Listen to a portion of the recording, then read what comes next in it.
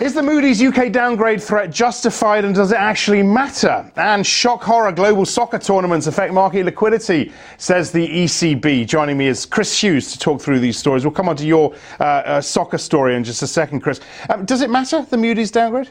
The Moody's downgrade threat, rather. It's a threat. Well, it's all part of the mix, isn't it? Just let's remember that the rating agencies are really just should be seen as one opinion in the market. I mean, clearly, their judgments are embedded into all kinds of things like how bank capital is rated. But I guess my point is it didn't matter to the US or Japan, right? Well, but look, what they're saying, can't be ignored, and the risk is, if you like, that that in the UK, their assessment is used by the opposition to put the pressure on the government to ease and let up on austerity, and we think that would be the wrong thing. I mean, this is a reminder, actually, that the UK needs, if anything, more cutting rather than less. I mean, the UK is still spending £120 billion more than it's taking in tax.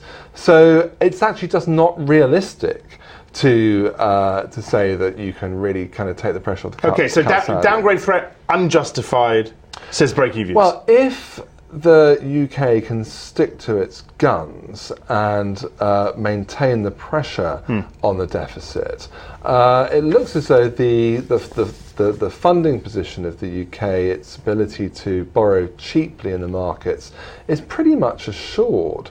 So so long as it doesn't kind of lose its nerve, we don't think actually that this downgrade threat will actually come to pass. Okay.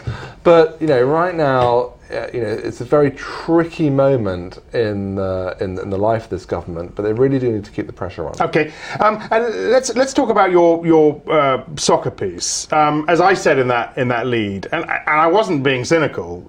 Shock horror. It makes a difference. I mean, of course, it makes a difference, right? They call it, or you call it, a tangible reduction in equity market liquidity when people are watching their team play soccer.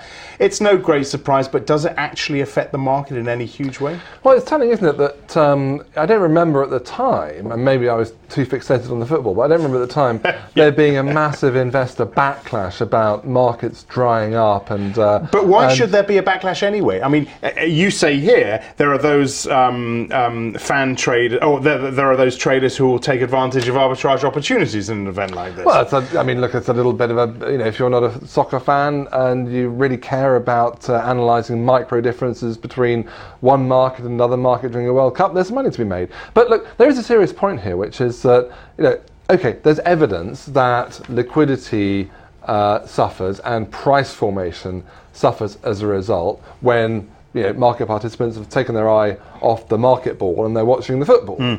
But does it really matter? I mean, as I say, there wasn't actually any sense of markets failing during the World Cup. And the important point is that people get very het up about liquidity. It's a central argument against transaction taxes. I guess the question is, why does the ECB feel it needs to do a survey like this? And how much does it spend on a report like this? To be fair to the ECB, these aren't the views of the ECB. They're two related economists putting this out under the auspices of the ECB. Look, it's a very interesting piece of it's a very. I'm not sure about the funding position of this, but I mean, it's a very interesting piece of academic work. But it shouldn't. It's actually what it shows is that these people who say, oh well, look, if we have a transaction tax or anything else that kills liquidity, the markets can cope. I mean, if we can cope with a big soccer match and no one's really complaining, but there is an effect, I think probably you could cope with with some of this sand being thrown in the financial machine by some of these transaction taxes. So bring on Euro 2012, I say. Right? It's something we've got the Olympics to get through first. Olympics first, of course. Yeah. All right, Chris, thanks a lot. Chris Hughes, if you want to watch our US Breakingviews show, that comes on every day at 12:30 Eastern, 17:30 GMT. I'm Axel Threlfall. This is Reuters.